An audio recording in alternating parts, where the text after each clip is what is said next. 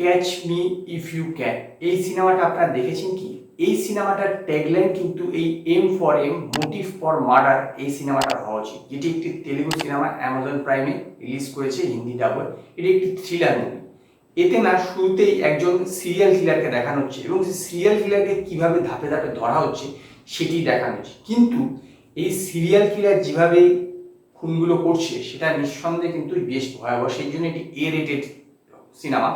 এবং যে পদ্ধতিতে দেখানো হয়েছে, যেভাবে একজন সিরিয়াল কিলারকে ধরা হচ্ছে এবং এই সিরিয়াল কিলারের পিছনে যে আছে সে এই বয়সেও যে এরকম কাজ করতে পারে, এইটা ভেবে কিন্তু আপনাদের আশ্চর্য লাগবে। কারণ এর আগে তাকে আমি অন্তত কোনো এইরকম রোল করতে কখনো দেখিনি। তো এর গল্প হচ্ছে, যে বললাম যে প্রথমে দেখানো হচ্ছে একটা সিরিয়াল কিলার কিলিং করছে এবং সেটা অনুসন্ধান করে দেখা যাচ্ছে যে তার কিলিং করার প্যাটার্নটা একটা পুরোনো দিনে যে বিভিন্ন বড় বড় চিত্র শিল্পীরা যেসব আঁকতে, সেই পেন্টিংয়ের মতন ভাবে তাকে মারার পর রেখে দিচ্ছে। তো একজন হিরো, একজন বড় ফিল্ম স্টার, তাকে সেটের মধ্যেই, মানে সে একটা বাইরে শুটিং হচ্ছিল, সেখানে তাকে মার্ডার করে ওরকম নগ্ন অবস্থায় রেখে দেওয়া, এরপরে সারা জায়গায় ছড়িয়ে যায়। তো তদন্ত শুরু হয় এবং এরপরও অনেকগুলো এরকম হয়। তো সেই তদন্ত থেকে একটি লকেট পাওয়া যায় এবং সেই লকেটের মাধ্যমে গিয়ে একজনকে বোঝা যায় যে এ হচ্ছে আলটিমেটলি খুনি, এবং সেটা জানা হয়, তাকে ধরবার প্ল্যান করা, কিন্তু সে ব্যর্থ হয়,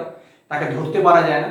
এবং তারপর থেকে আরো ভাবে ছড়িয়ে যায় যে এর থেকে এ হতে পারে, এর থেকে হতে পারে, তা আলটিমেটলি কিভাবে তাকে ধরা হচ্ছে সেটি মূলত এর গল্প।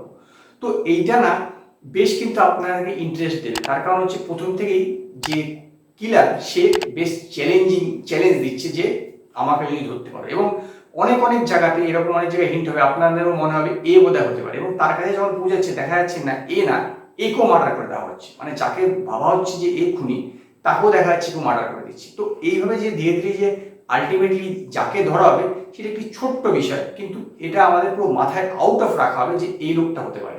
তাকে বলতে পারেন যে একটা সাধারণ লোক, সেই যে এরকম হতে পারে সেটা কিন্তু আপনি ধরতে পারবেন না। বেশ কিন্তু ইন্টারেস্টিং, এবং যেরকম মার্ডার করার পর যে পদ্ধতিটা দেখানো হয়েছে সেটা কিন্তু আমার কাছে বেশ ইন্টারেস্টিং লেগেছে। হ্যাঁ, এর প্রোডাকশন ভ্যালুটা আরেকটু যদি বেটার হতো তাহলে ভালো হতো, এবং যারা ওখানে অভিনয় করেছে তারা যদি একটুখানি আরও নিজের পারফরমেন্সের দিকে নজর দিত বা ডাইরেক্টর যদি একটু নজর দিত, তাহলে কিন্তু সিনেমাটা অন্য লেভেলে যেতে পারতো। কারণ অভিনেতা অভিনেত্রীরা কিন্তু সেরমভাবে অভিনয় করেনি, এত ভালো, এত দুর্দান্ত একটা থ্রিলার পাওয়ার পরও সেই থ্রিলারের গল্পটা বা স্টোরি টেলিংটা কিন্তু আপনাকে অ্যাট্রাকশন করবে, কিন্তু এর অভিনয়টা আপনাকে কোনো অ্যাট্রাকশন করবে না। এম ফর এই মুভিটা এমনি সিনেমাটা বেশ ভালো। আপনারা যদি থ্রিলার দেখতে উৎসাহী হয়ে থাকেন বা থ্রিলার দেখা পছন্দ করে থাকেন, তাহলে কিন্তু আমি বলবো মোটিভ ফর মার্ডার বা এম ফর এম এই মুভিটা একবার চেক আউট করতে পারেন অ্যামাজন প্রাইমে। আমার মনে হয় যে আপনাদের ভালো লাগবে, কারণ আমার বেশ ভালোই লেগেছে। কিন্তু আমি বললাম যে অভিনেতা অভিনেত্রী সেরকমভাবে পারফরমেন্স করেনি বলে বিষয়টা আরও জমাটিয়ে হতে পারতো, সেটা হয়নি, এবং সেই জন্য আমি 5-এর মধ্যে